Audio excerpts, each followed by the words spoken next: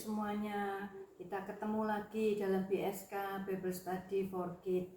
Yuk kita berdoa sebelum kita belajar firman Tuhan. Kita akan berdoa dulu.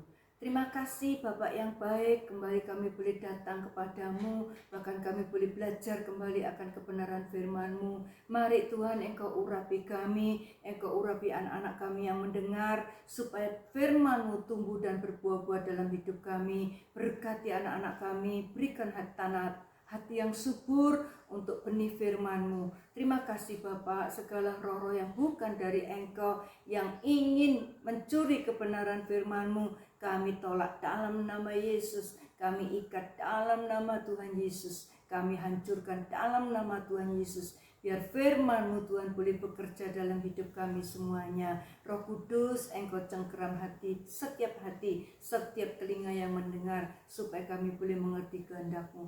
Dalam nama Tuhan Yesus kami mengucap syukur. Amin. Puji Tuhan, malam ini kita akan kembali belajar satu tema yang indah, yaitu tentang abdi Allah dari Yehuda, ya. Tertulis dalam 1 Raja-Raja 13 ayat 1 sampai 24. Kita tidak baca semuanya, kita akan baca sebagian-sebagian, ya. Kata abdi Allah dari KBBI itu berarti bisa utusan Allah, bisa sebagai hamba Allah, bisa sebagai nabinya Allah, ya. Tugas seorang nabi atau utusan atau abdi Allah yaitu menyampaikan kehendak Allah atau pesan-pesan Allah kepada umatnya yang disertai dengan tanda-tanda mujizat. Kita lihat dalam 2 Raja-Raja ayat 6. 2 Raja-Raja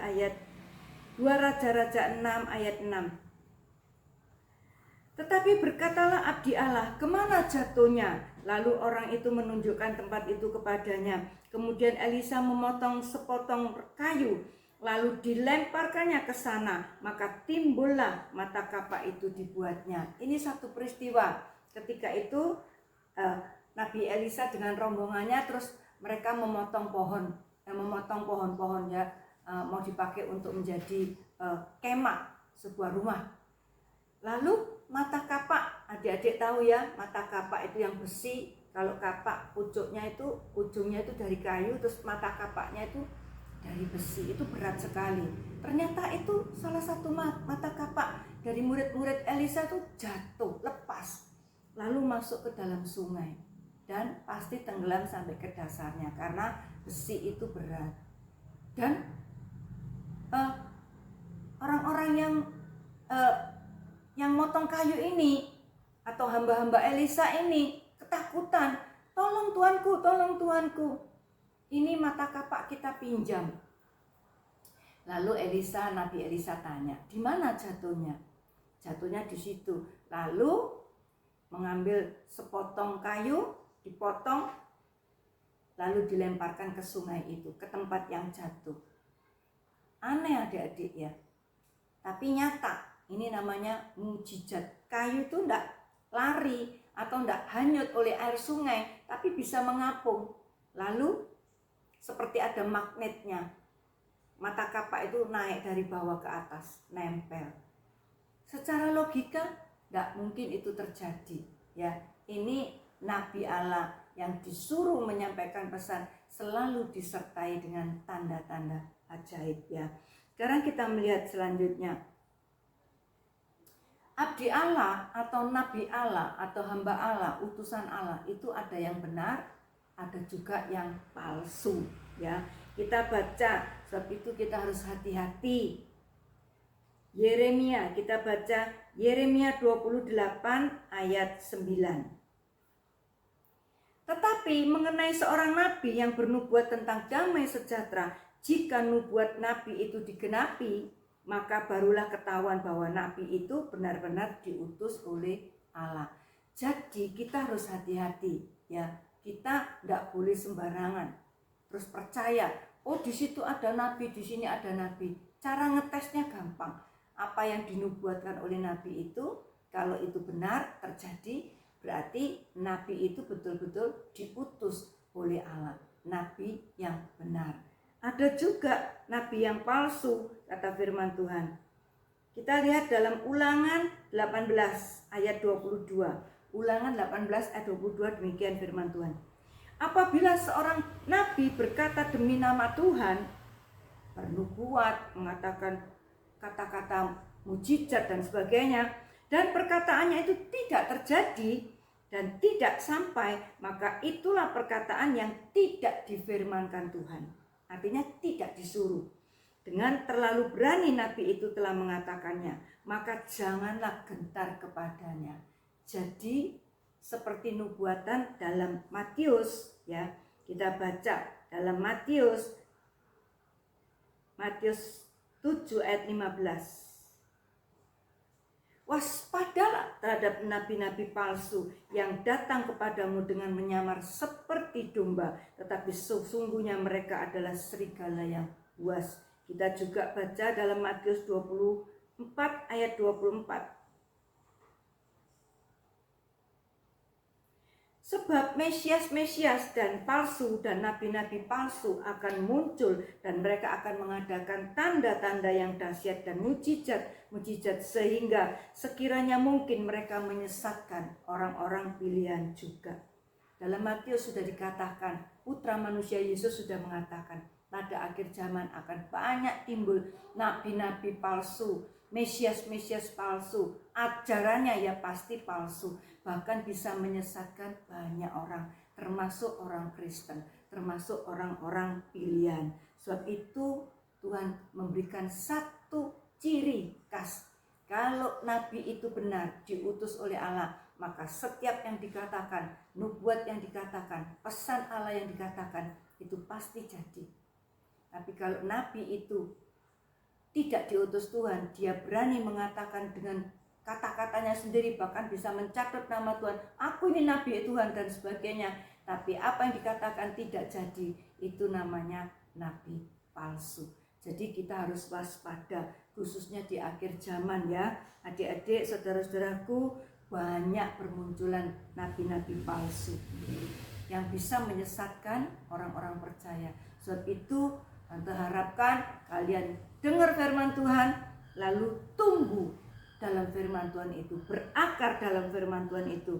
Orang yang seperti ini tidak mudah digoyahkan oleh angin-angin pengajaran, oleh nabi-nabi palsu. Karena apa? Dia sudah punya firman yang teguh dalam hidupnya, tidak mudah tergoda atau terombang-ambing di sana di situ. Sekalipun ada orang berkata, di sana ada Mesias, di situ ada Nabi Allah yang bisa membuat mujizat, kita sudah diberi patokan. Kalau itu perkataannya jadi, maka itu Nabi benar. Ya, hati-hati, jangan suka mengejar hal-hal yang demikian ini. Apa yang dikatakan oleh orang, di situ ada Mesias, di situ ada Nabi yang bisa membuat mujizat, jangan mudah percaya. Ya, kita melihat selanjutnya. Kita akan belajar dari abdi Allah atau nabi Allah dari Yehuda ya. Ada 4 poin ya, kita akan belajar tentang nabi ini ya. Supaya kita tidak ikut kesalahan nabi ini lalu ikut dalam penghukuman. Kalau kita belajar tentang firman Tuhan itu jujur, firman Tuhan itu realita, firman Tuhan itu tidak bohong. Kalau kita melihat ada orang-orang yang jatuh dan sebab-sebab kejatuhannya itu sudah diceritakan oleh Alkitab, maka kita belajar supaya kita tidak ambil bagian sama dosanya, sama kesalahannya, lalu kita sendiri akan dihukum ya. Kita akan lihat dari hidup atau nabi Allah ini atau abdi Allah dari Yehuda ini. Yang pertama, kita baca dalam 1 Raja-Raja 13 ayat 1 sampai 3. 1 Raja-Raja 13 ayat 1 sampai 3. Sedang Yerobeam berdiri di atas mezbah itu sambil membakar korban, maka atas perintah Tuhan datanglah seorang abdi Allah dari Yehuda ke Betel. Lalu atas perintah Tuhan berserulah orang itu terhadap mezbah itu, katanya, hai mezbah, beginilah firman Tuhan. Ini mengucapkan nubuat yang disuruh oleh Allah. bahwasanya seorang anak akan lahir daripada keluarga Daud, Yosia namanya. Ia akan menyembelih di atasmu imam-imam bukit pengorbanan yang membakar korban di atasmu, juga tulang-tulang manusia akan dibakar di atasmu. Maksudnya di atas mezbah. Pada waktu itu juga ia memberitahukan suatu tanda ajaib. Katanya, inilah tanda ajaib bahwa Tuhan telah berfirman bahwasanya mezbah itu akan pecah sehingga tercurahlah abunya yang di atasnya. Yang pertama kita akan lihat dari hidup abdi Allah atau nabi Allah dari Yehuda ini, supaya kita tidak meniru kesalahannya, tidak mengulang kesalahannya, ya. Yang pertama yaitu abdi Allah atau nabi Allah ini mulai dengan roh. Ya, pertama dia mulai dengan roh, artinya dia menyampaikan pesan Allah, menyampaikan nubuat itu dari Allah, perintah Allah untuk bangsa Israel itu tepat, dengan tepat dan berani. Seperti kita baca tadi, 1 Raja-Raja 13 ayat 1-2. Dia menyampaikan kepada Raja Yerobeam. Siapa Raja Yerobeam itu? Yerobeam itu raja pertama dari kerajaan Israel Utara. Ingat, raja pertama Saul, lalu Daud, lalu Soleman. Soleman juga tidak taat, lalu kerajaan Israel terpecah. Yang selatan itu keluarga Daud diperintah oleh Rehabiam, yang utara itu diberikan Yerobeam, 10 suku. Yerobeam dalam memerintah takut kalau orang Israel 10 suku ini kembali ke bangsa Israel. Karena bait Allah ada di sebelah selatan, di suku Benyamin dan Yehuda. Selatan itu hanya suku Benyamin dan suku Yehuda. Jadi dia pikir, wah nanti kalau mereka setiap tahun ibadah 1 tahun 3 kali ke bait Allah, nanti mereka kembali ke kerajaan Israel. Lalu dia punya inisiatif buat 2 patung lembu. Yang satu ditaruh di Dan, yang satu ditaruh di Beersheba. Dia katakan, inilah Allahmu yang membawa kamu keluar dari negeri Mesir. Tidak usah jauh-jauh ke selatan, di sini saja memuja. Nah, Yerobeam ini sangat jahat. Bukan keturunan raja, tapi diangkat jadi raja, justru menyesatkan 10 suku bangsa Israel. Mereka mulai menyembah berhala. Sebab itu diperintahkan, itu ayat 12, 1 Raja-Raja 12 peristiwa itu. Lalu peristiwa 1 Raja-Raja 13, Allah memerintahkan nabi Allah dari Yehuda untuk bernubuat, untuk mengingatkan kepada Yerobeam, untuk mengingatkan bangsa Israel. Kamu menyembah ini 1 kali, semua imam-imammu, semua orang-orang penyembah berhala itu akan dibunuh, disembelih oleh keturunan Daud yang bernama Yosia. Dan tulang-tulangmu akan ditaruh di mezbah ini, dibakar. Dan itu terjadi 300 tahun kemudian. Tertulis dalam 2 Raja-Raja 23 ayat 15-30. Tante tidak baca, nanti adik-adik bisa baca, ya. Jadi nubuat itu terjadi bahwa imam-imam penyembah berhala itu dan orang-orang yang menyembah berhala akhirnya dibunuh, disembelih, lalu dibakar di mezbah itu, ya, 300 kemudian.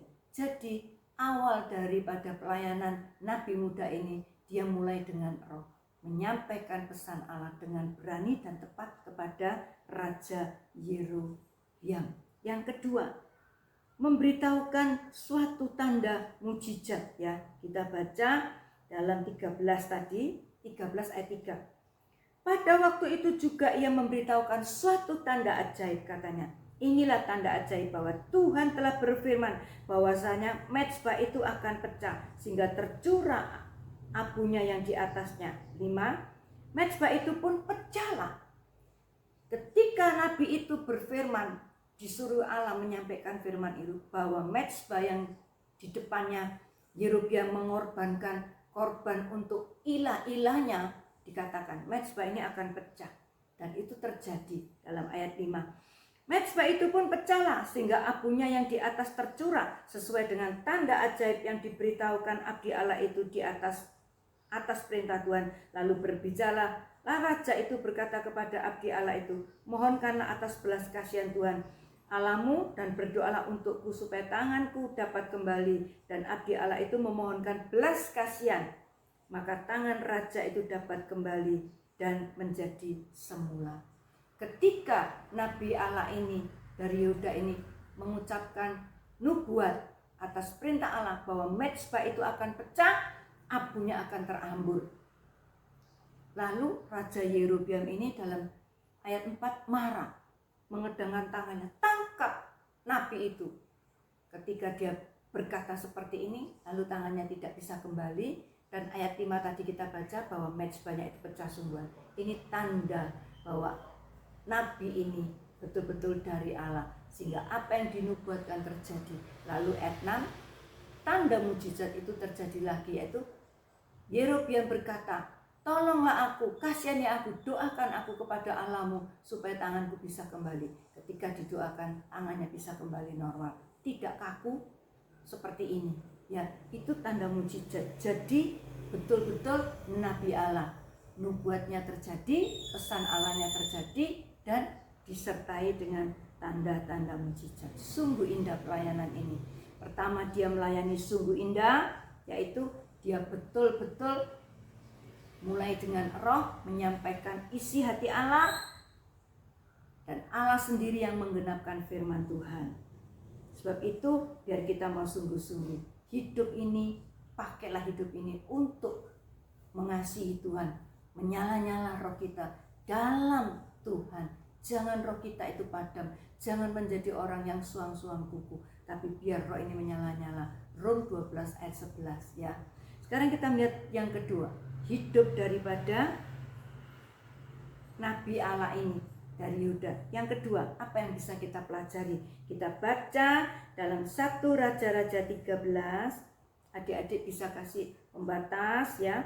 1 Raja-Raja 13 ayat 7 sampai 10. Kemudian berbicara raja kepada abdi Allah itu, marilah bersama-sama dengan aku ke rumah, segarkanlah badanmu. Sesudah itu aku hendak memberikan suatu hadiah kepadamu. Tetapi abdi Allah itu berkata kepada raja, sekalipun setengah dari istanamu kau berikan kepadaku, aku tidak mau singgah kepadamu juga. Aku tidak mau makan roti atau minum air di tempat ini.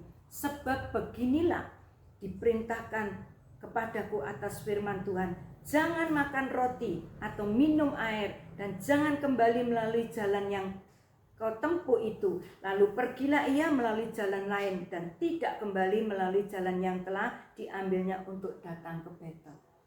Ternyata ini Tante beri judul subtemanya lulus dari godaan yang pertama. Ternyata sebelum Nabi Allah ini disuruh ke Betel, dari Yehuda ke Betel, sudah diberi pesan, kalau kamu nanti diajak makan, kalau kamu nanti diberi hadiah, jangan ambil, jangan diterima. Bahkan kamu kalau datangnya dari utara, kembalinya harus ke selatan, tidak boleh kembali ke utara. Dari jalan mana kamu datang, kamu tidak boleh kembali ke situ, tapi kamu ambil jalan lain. Ketika raja ini sudah merasa disembuhkan dan dia melihat mujizat dengan mata kepalanya sendiri, sungguh heran. Nabi ini seorang Nabi Allah. Lalu dia memberikan tawaran, ayo datang ke rumahku, kita makan, minum, bahkan aku akan memberikan kepadamu hadiah. Ya toh? Aku berikan hadiah. Tetapi Nabi Allah ini tidak mau, karena dia sudah punya perintah Allah. Jangan kamu makan, jangan kamu minum, jangan kamu mau hadiah-hadiah itu. Dia pegang teguh awalnya perintah-perintah Tuhan itu, sehingga dia lulus dari godaan ini. Karena apa? Karena dia betul-betul memegang teguh perintah Allah, tidak mau melanggar, dia taat. Adik-adik, ada satu contoh dalam kitab Esther ya. Esther 3 ayat 2 tentang Mordekai. Masih ingat tokoh Mordekai? Yaitu dia duduk di pintu gerbang, selalu duduk di pintu gerbang negeri Susan. Lalu tiba-tiba muncullah seorang tokoh yang sangat dimuliakan, sangat ditinggikan oleh Raja Babel, yaitu Raja Ahasveros, namanya Haman. Kemana saja Haman pergi ini, semua orang harus tunduk menyembah dia. Tapi satu Mordekai, seorang Yahudi ini, tidak mau menyembah Haman. Kenapa? Karena dia pegang teguh akan perintah Allah. Seluruh orang Israel punya perintah Allah. Jangan menyembah, jangan ada ilah lain, dan jangan menyembah ilah lain. Jangan kamu membuat patung bentuk apapun lalu kamu sujud menyembah. Jangan menyembah juga manusia. Itu yang dipegang oleh Mordekai. Jadi dia pegang teguh, kuat. Sekalipun resikonya mau digantung oleh Haman. Tetapi Mordekai tiap-tiap saat Haman keluar masuk istana, dia nggak pernah sujud menyembah dia karena dia pegang teguh perintah Allah. Saudara dan saya harus pegang teguh perintah Allah. Karena apa? Karena firman Tuhan itu adalah kebenaran. Yohanes 17 ayat 17. Mengapa kita harus pegang teguh firman Tuhan? Perintah-perintah Allah ini. Karena firman Allah itu adalah kebenaran. Kalau di dunia ya kita baca, firman Allah itu adalah kebenaran. Yohanes 17 ayat 17. Demikian firman Tuhan. Kuduskanlah mereka itu dalam kebenaran. Firman-Mu adalah kebenaran. Kalau orang dunia mengatakan kebenaran orang banyak itu dianggap kebenaran. Kalau misalnya dalam rapat ada orang 20, 18 setuju, itu dianggap satu kebenaran. Yang dua gugur. Tapi di dalam firman Tuhan tidak. Kebenaran manusia itu seperti kain lara. Dalam Yesaya dikatakan kebenaran manusia itu seperti kain lara. Tidak ada yang benar. Absolut, tidak ada. Manusia benar itu ada embel-embelnya, ada motivasinya. Ada di balik semua itu tidak ada yang benar. Tapi kalau firman Tuhan itu kebenaran yang absolut, kebenaran yang betul-betul benar. Tidak ada tipu daya. Firman Tuhan itu adalah jujur. Firman Tuhan itu adalah kebenaran. Dan ini betul-betul jujur. Mengatakan kalau kita baca, kita teladani, yang salah disalahkan. Banyak tokoh-tokoh yang salah, banyak tokoh-tokoh yang tidak taat, akhirnya dihukum. Tapi banyak tokoh-tokoh yang taat diberkati. Jujur. Tidak menyembunyikan, tidak punya siasat, tidak punya trik-trik. Firman Tuhan itu adalah kebenaran. Sebab itu kita harus pegang teguh supaya menjadi pedoman. Kalau kita hidup dalam masyarakat, oh orang begini-begini, tapi kalau tidak cocok dengan firman Tuhan, kita pegang firman Tuhan. Ya, kita harus pegang firman Tuhan. Yang kedua, mengapa kita harus teguh pegang firman Tuhan? Karena firman Tuhan itu bukan cuma sekedar untuk makanan jasmani ya, roti mengenyangkan tubuh, tapi firman Tuhan itu mengenyangkan batin ya. Tetapi Yesus menjawab, ada tertulis manusia hidup bukan dari roti saja, tetapi dari setiap firman yang keluar dari mulut Allah. Jadi manusia itu tidak bisa dikenyangkan hanya jasmani saja, karena kita terdiri dari manusia dalam dan manusia luar. Ini jasmani kurungan manusia luar, butuh makan nasi. Tapi manusia roh kita nggak bisa, dimensinya sudah beda, butuh firman.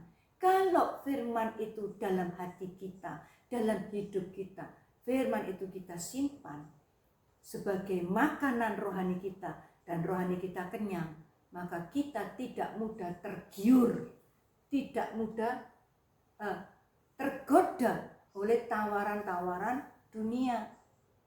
Orang yang kenyang, rohaninya kenyang, Amsal mengatakan, orang yang kenyang di dalam Kristus, ada damai, sejahtera, sukacita, limpah firman, kenyang rohaninya, maka madu dunia, kesukaan dunia itu diinjak-injak. Tapi kalau orang lapar, maka perkara-perkara dosa itu kelihatannya manis, dimakan sepuas-puasnya, padahal ujungnya adalah maut.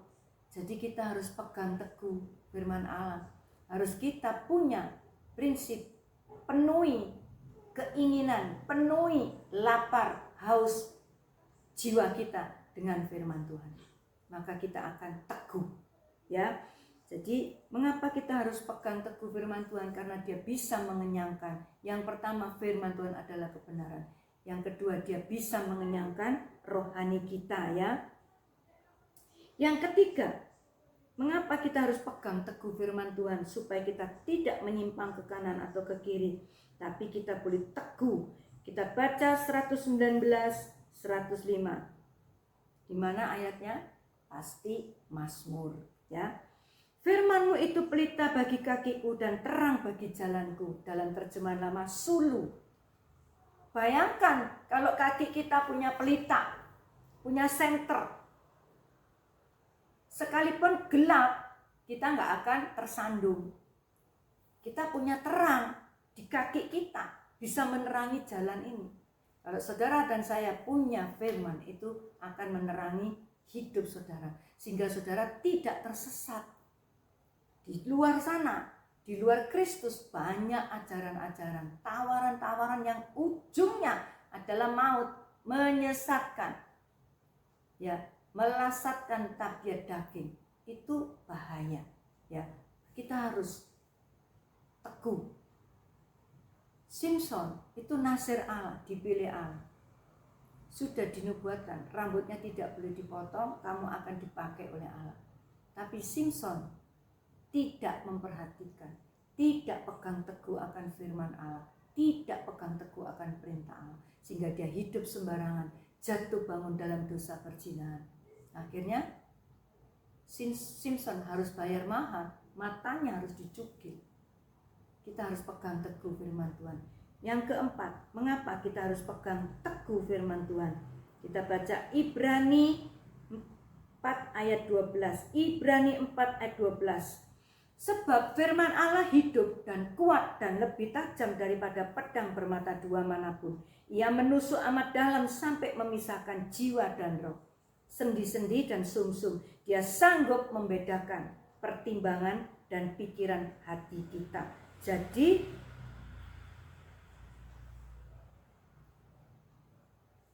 supaya bisa membedakan, menyelidiki segala ingatan kita, segala apa yang kita pikirkan, apa yang harus kita pertimbangkan.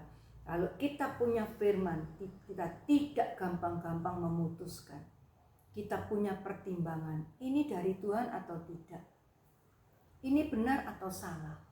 Kalau kita punya firman dan itu pegang teguh dalam hidup kita, kita menjadi orang-orang yang bijaksana dalam mengambil keputusan, sehingga kita tidak tergesa-gesa dan kita tidak salah mengambil keputusan lalu tersesat.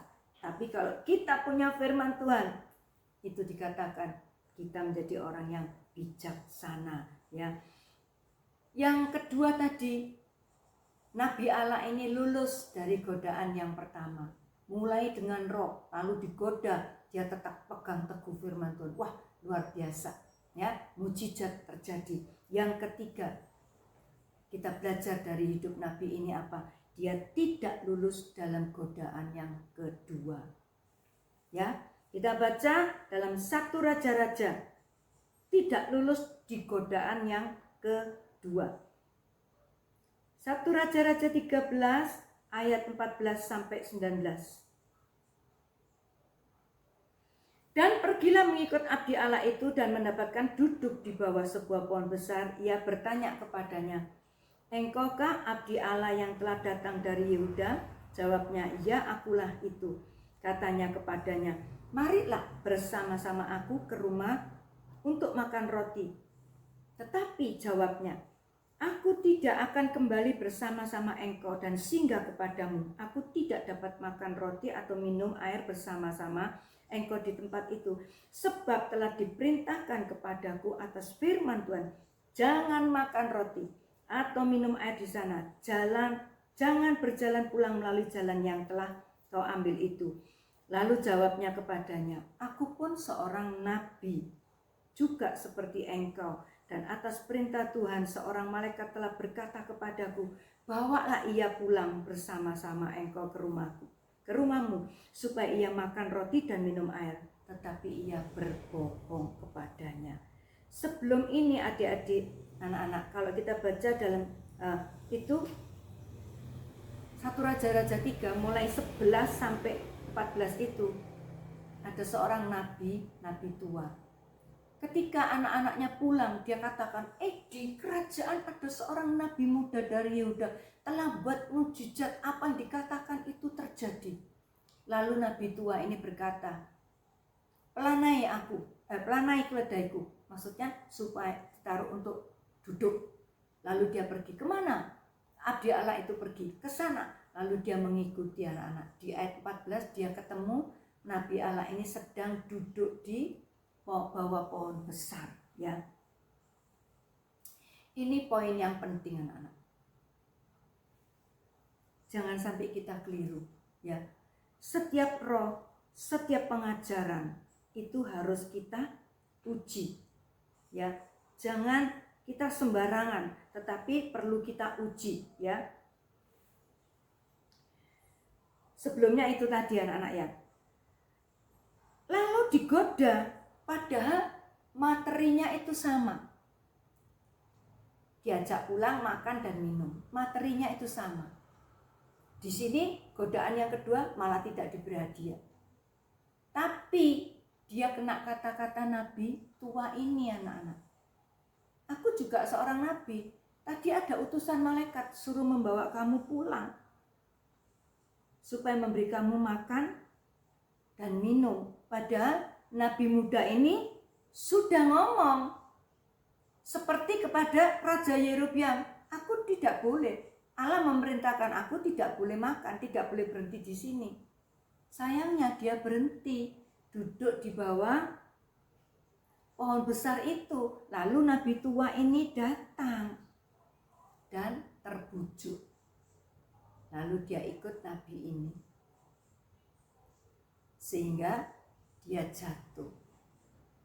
Pertanyaannya, kenapa dia tidak lulus dalam godaan dengan materi yang sama? Yang pertama lulus, yang kedua tidak lulus. Yang pertama yaitu tidak konsisten atau tidak tetap memegang teguh perintah Allah. Kita baca Yosua 1 ayat 7. Hanya kuatkan dan teguhkanlah hatimu dengan sungguh-sungguh, bertindaklah hati-hati sesuai dengan seluruh hukum yang telah diperintahkan kepadamu oleh hambaku Musa. Janganlah menyimpang ke kanan atau ke kiri, supaya engkau beruntung kemana engkau pun pergi. Tuhan ingin kita punya hidup konsisten, tetap sekali Yesus tetap Yesus. Sekali percaya akan perintah Tuhan, firman Tuhan, kita pegang sampai mati.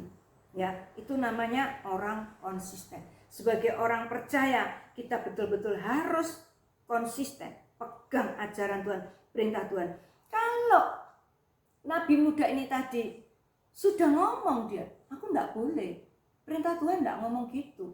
Aku harus disuruh pulang langsung. Enggak boleh mampir makan minum di sini. Sudah diucapkan, tapi tidak dipegang teguh seperti yang pertama, tidak mau betul-betul. Jadi dia konsisten, tapi yang kedua godaan ini dia tidak konsisten. Akhirnya dia tertipu.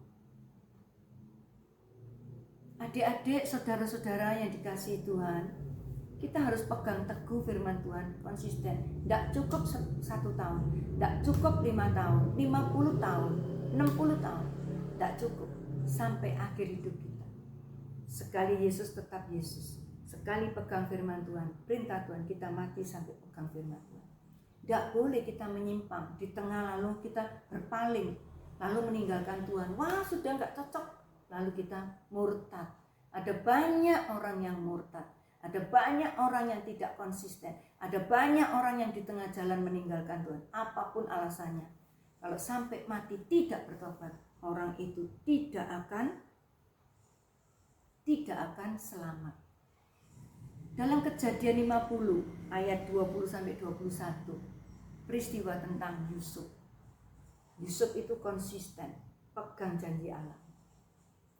Dia digoda, dia difitnah, dia disakiti, dia dibully, dia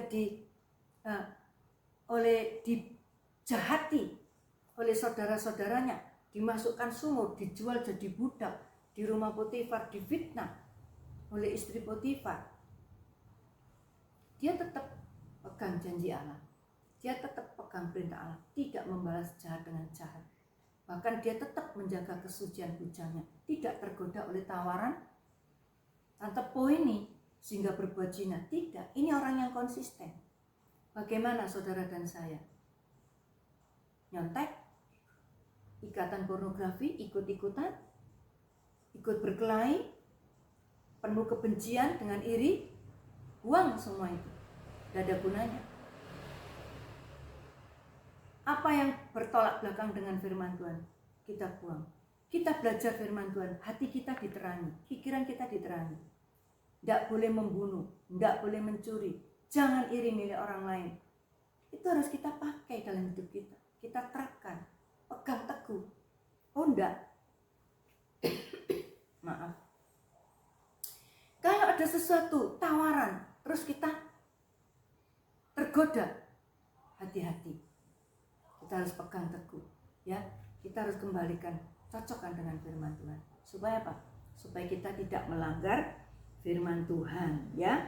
Kita harus sungguh-sungguh pegang teguh. Orang yang pegang teguh pasti diberkati oleh Tuhan. Yang kedua, kenapa dalam godaan yang kedua ini dia tidak lulus? Yang kedua, tidak bertanya-tanya kepada Tuhan. 1 Tawarik 16 ayat 11.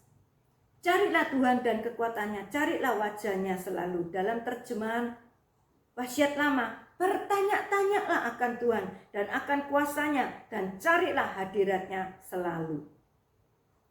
Kita harus bertanya-tanya.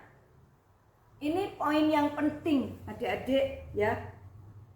Karena apa? Di dunia ini banyak pengajaran yang menyimpang, banyak pengajaran yang sesat, mulai sesatnya halus sedikit sampai yang terang-terangan, gereja setan yang memuja setan.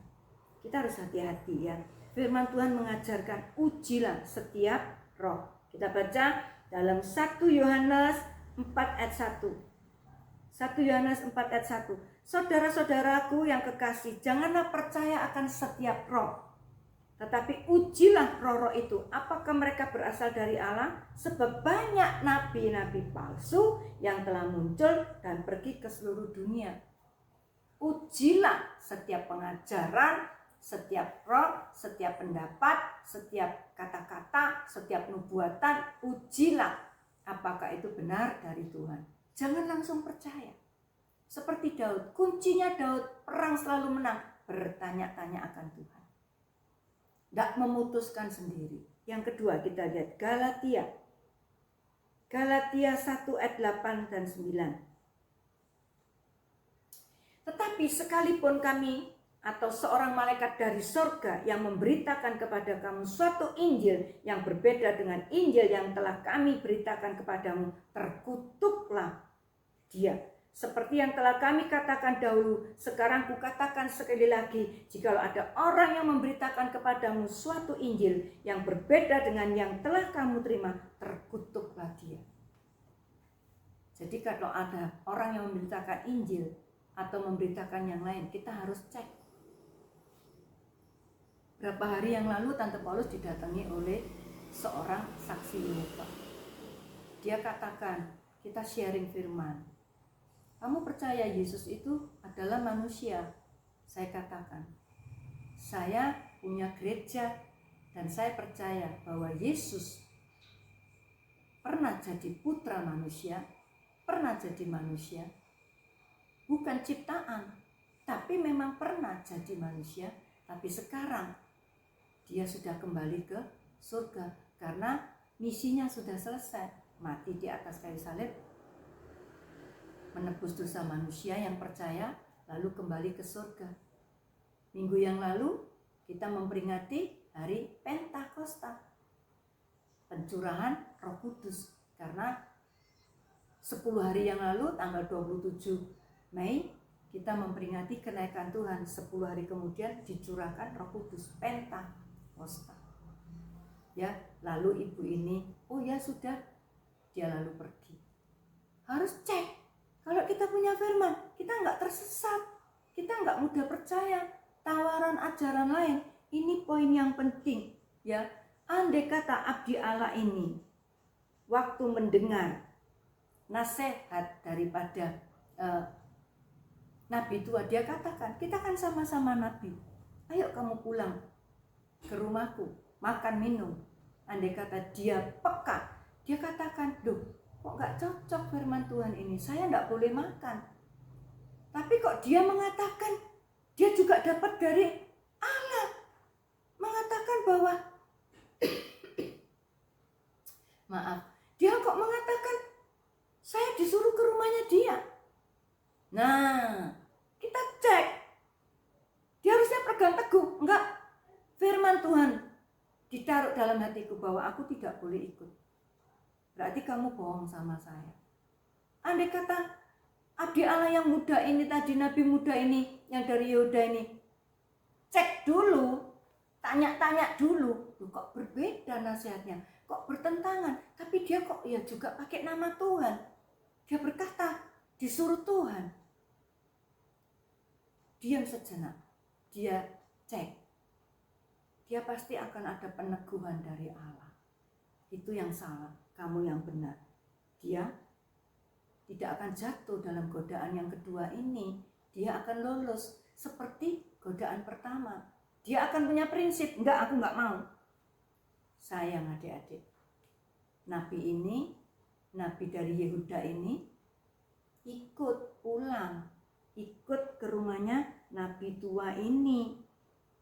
Ya, karena apa? Merasa sama-sama nabinya. Karena apa? Karena merasa, oh ya dia juga dari Tuhan. Coba kalau dia diuji, kalau dia tanya, sejenak tanya, Tuhan apakah itu benar? Tante yakin dia akan dijawab, tidak benar. Dan nabi tua ini yang menyesatkan nabi muda ini, pasti dia akan dapat hukuman. Dia mendengar ada satu nabi yang dipakai Tuhan dengan mujizat. Dia bisa menyembuhkan tangan yang terkedam. Dia bisa berkata kepada mezbah dan mezbah itu pecah. Dia timbul dalam hatinya iri. Loh, aku kok sekarang tidak dipakai lagi oleh Allah. Dia tidak koreksi kenapa nggak dipakai, tapi dia timbul iri lalu ingin menjatuhkan nabi dari Yehuda itu yang belum punya pengalaman dengan berbohong bahwa aku juga disuruh, malaikat Tuhan datang. Sungguh kejam, sungguh jahat. Dia pasti dapat hukumannya sendiri kalau sampai matinya nggak bertobat. Tapi yang rugi nabi dari Yehuda ini, kasihan ya, dia makan. Ikut pulang ke rumahnya nabi tua ini. Yang ketiga, kenapa tidak lulus? Yang pertama, karena tidak konsisten, pegang teguh janji perintah Tuhan. Yang kedua, karena tidak bertanya-tanya. Jadi dia mudah tergoda ikut orang lain. Yang ketiga, mulai timbul keinginan, ya, mulai timbul keinginan dalam hatinya. Kita baca dalam 1 Raja-Raja 13 ayat 14. Dan pergi mengikut abdi Allah itu dan mendapatinya duduk di bawah sebuah pohon besar. Ini nabi tua itu ikut jalannya nabi itu, lalu ketemu bahwa nabi muda itu sedang duduk di sebuah pohon besar. Padahal perintah Allah, kamu langsung pulang, gak usah mampir, gak usah makan, gak usah minum, langsung pulang. Dan harus di jalan yang lain. Nabi ini sudah nurut pertamanya, gak makan, gak minum, melalui jalan yang lain. Tapi di tengah jalan dia berhenti, duduk di pohon yang besar. Mungkin saat duduk dia berpikir, waduh sayang ya, hadiah itu tadi kok gak tak terima. Mulai timbul keinginan daging. Andai kata saya terima dari raja itu, waduh saya bisa kaya. Juga makanan kerajaan, waduh pasti enak-enak itu tadi, nikmat. Dia mulai berpikir seperti itu. Duduk-duduk, gak dikatakan di dalam Alkitab, tapi itu imajinasinya tante. Pasti ngapain dia duduk-duduk? Allah suruh pulang kok langsung. Kenapa dia duduk-duduk di bawah pohon besar? Apa menikmati udaranya? Tidak, pasti dia mikir itu. Lalu dia disuntik, ditembak juga oleh iblis. Iya ya, kamu bodoh, gak terima itu tadi. Andai kata terima, kamu kaya. Celah itu dipakai oleh iblis sehingga dia tidak lagi peka akan suara Allah. Ketika Nabi tua itu berbohong, dia tidak lagi peka dan bertanya-tanya. Kena dia. Jatuh dalam dosa. Tidak lagi taat akan firman Tuhan, dia mulai memberontak ikut Nabi tua itu.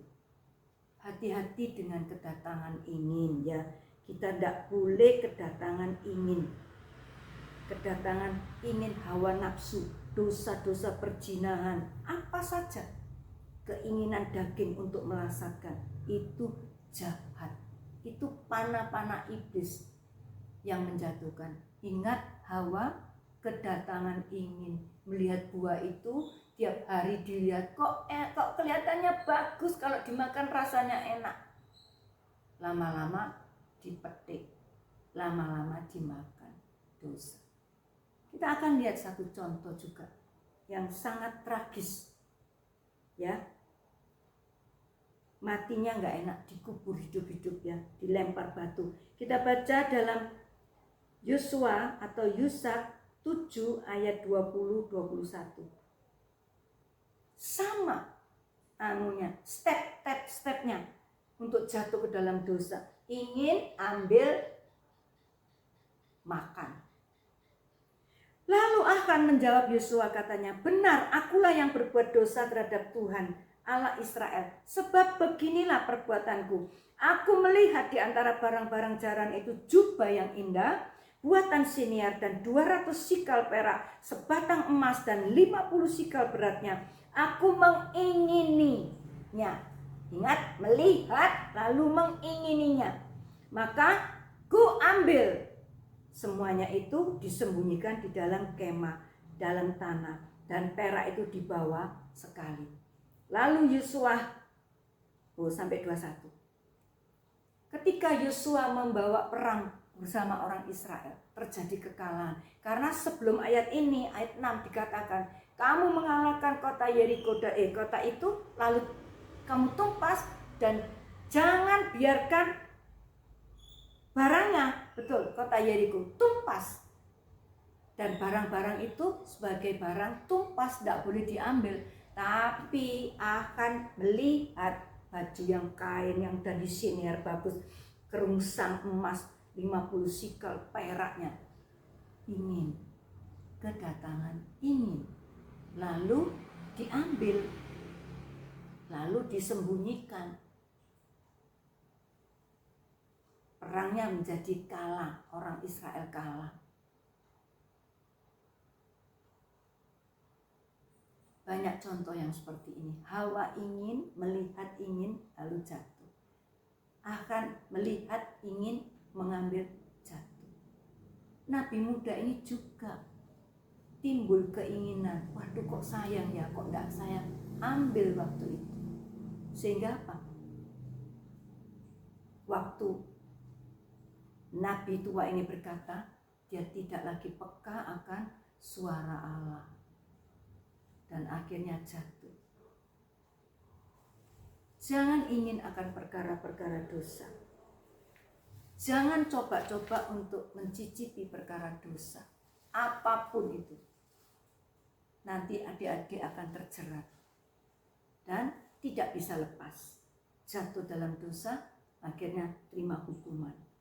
Yang keempat, hidup dari Nabi ini yang perlu kita pelajari ya. Kita baca dalam 1 Raja-Raja 13 ayat 24, 23 dan 24.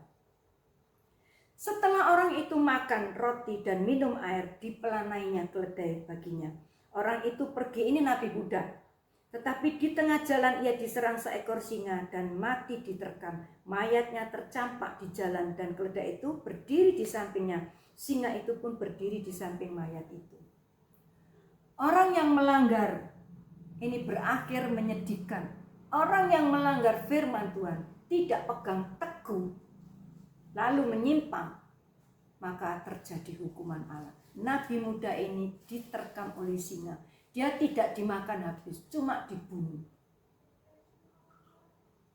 Secara fisik dia mengalami kematian.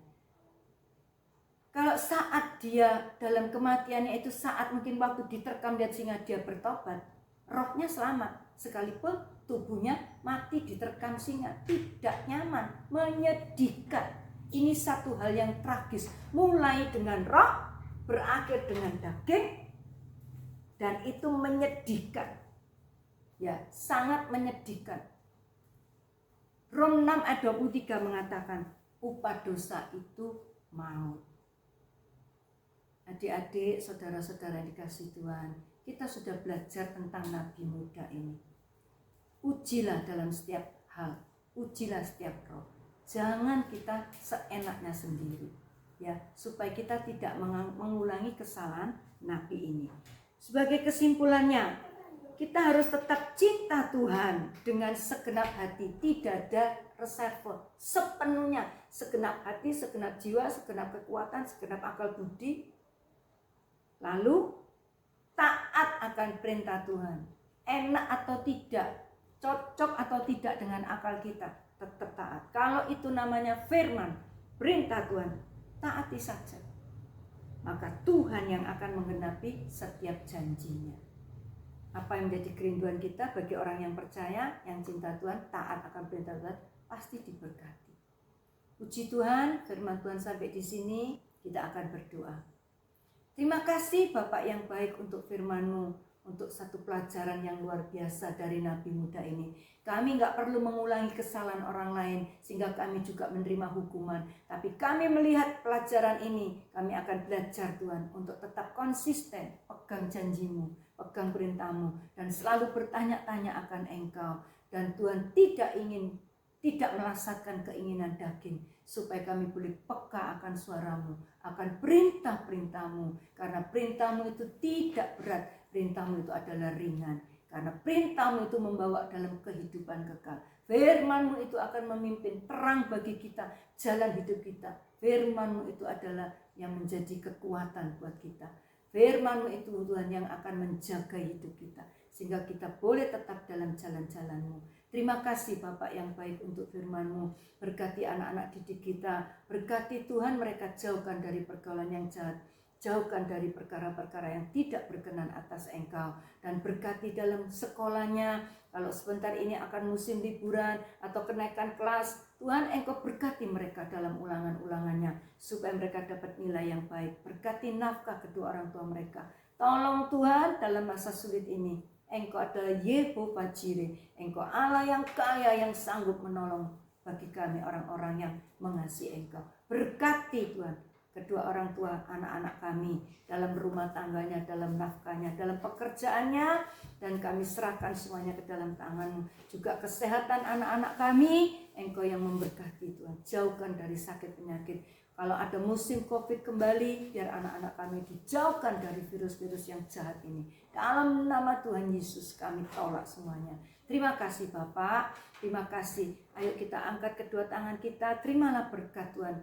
Pada akhirnya terimalah berkat dari kasih Allah Bapa, anugerah Tuhan Yesus Kristus dan persekutuan dalam Roh Kudus. Limpah akan karunia mujizat, limpah akan damai sejahtera, kekuatan yang dari Tuhan. Mulai hari ini sampai Tuhan Yesus datang kembali. Berkat ini diberikan dalam nama Tuhan Yesus Kristus.